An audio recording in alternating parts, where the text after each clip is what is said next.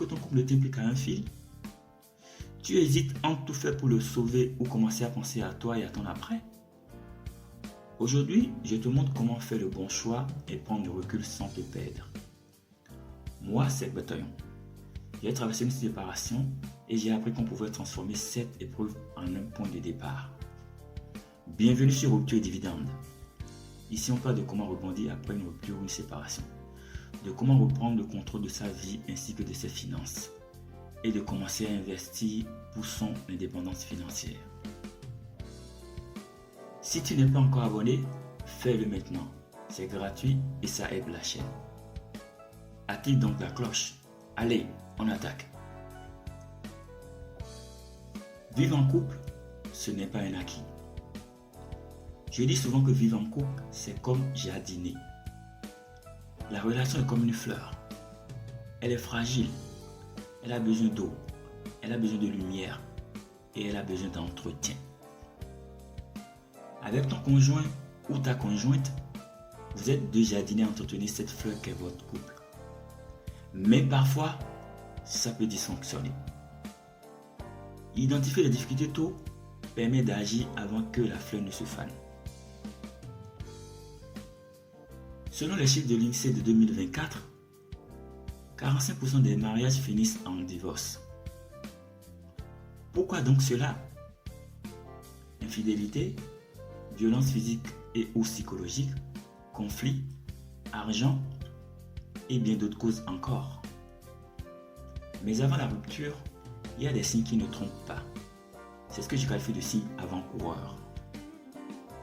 Ces signaux d'alerte sont là, mais on ne les voit pas toujours. Le docteur John Gottman les appelle les 4 cavaliers de l'Apocalypse. Les voici. Premièrement, nous avons les critiques destructrices. Deuxièmement, il y a l'attitude défensive. Troisièmement, nous avons la dévalorisation de l'autre. Et quatrièmement, il y a l'évitement. Perso, dans mon couple, il y avait 2 signes qui apparaissaient souvent. Les critiques destructrices et l'attitude défensive. Et le pire dans tout ça, je ne les voyais que de chez mon ex et je passais à côté des miens. Si tu reconnais un seul de ces signaux dans ton couple, c'est un signal d'alarme. Si tu en reconnais plusieurs, là, il est urgent de te poser ces 2 questions. Dois-je raviver la flamme? Ou dois-je anticiper la séparation? Si tu sens qu'il reste une chance, si au fond de toi, il y a encore une petite flamme, je te conseille de ne pas la laisser s'éteindre sans avoir essayé. Sans avoir vraiment essayé. Il faut raviver la flamme. Tu dois donc passer en mode conquistador. Il faut ressortir l'arsenal de la séduction comme au début. Dîner aux chandelles. Message d'amour. Geste tendre. Tu dois communiquer de nouveau, honnêtement et sans reproche. Une communication honnête renforce l'intimité. La thérapie de couple peut être une solution. Ce n'est pas un aveu de faiblesse, bien au contraire. C'est un signe de maturité. Personnellement, j'avais refusé une thérapie de couple proposée par mon ex. Avec le recul, je me suis rendu compte que c'était une erreur. Une grosse erreur. Ne commets pas la même erreur. Merci Gabi, si tu regardes cette vidéo. Si malgré tous les efforts, rien ne change, il faut alors anticiper la séparation. Parfois, le lien est déjà trop abîmé. La flamme est éteinte depuis longtemps. Tu le sens. Ton corps te le dit. Tu ne dors plus. Tu es irritable.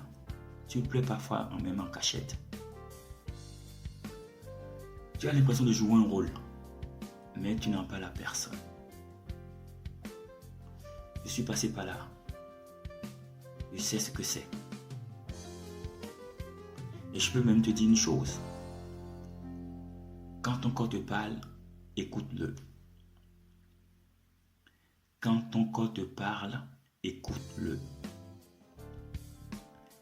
Quand ton corps te parle, écoute-le. Se préparer à la séparation, c'est anticiper la suite. Anticiper, ce n'est pas trahir, c'est être lucide, c'est se protéger.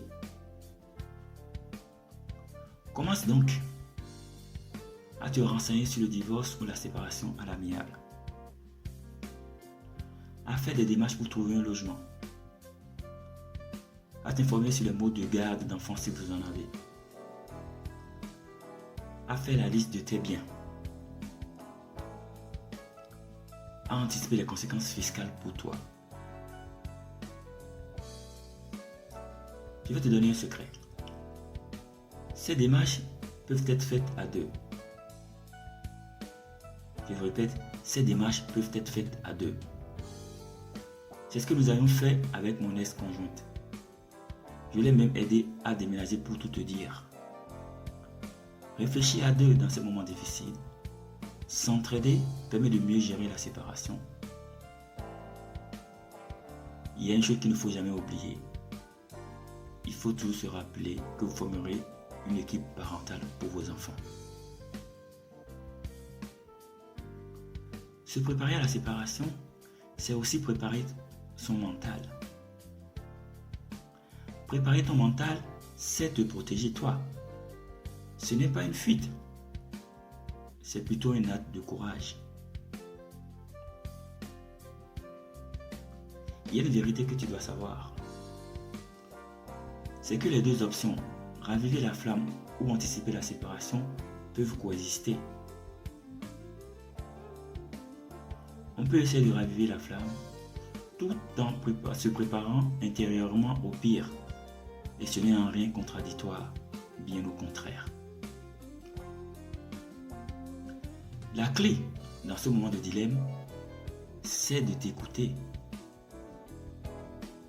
C'est de t'écouter vraiment. Écoute ton intuition. Écoute ton corps. Écoute ton sommeil. Ils ne te mentiront pas. Ce n'est pas facile, je le sais bien. Mais c'est faisable. Tu n'es pas seul dans ces moments difficiles. Et la clarté intérieure, c'est souvent le premier acte d'amour que tu peux poser pour toi. Parle à des amis. Parle à tes frères et sœurs. Parle à tes parents. Parle à un psy. Mais ne reste pas seul avec ça. Accepter la séparation n'est pas renier le passé, c'est protéger ton futur.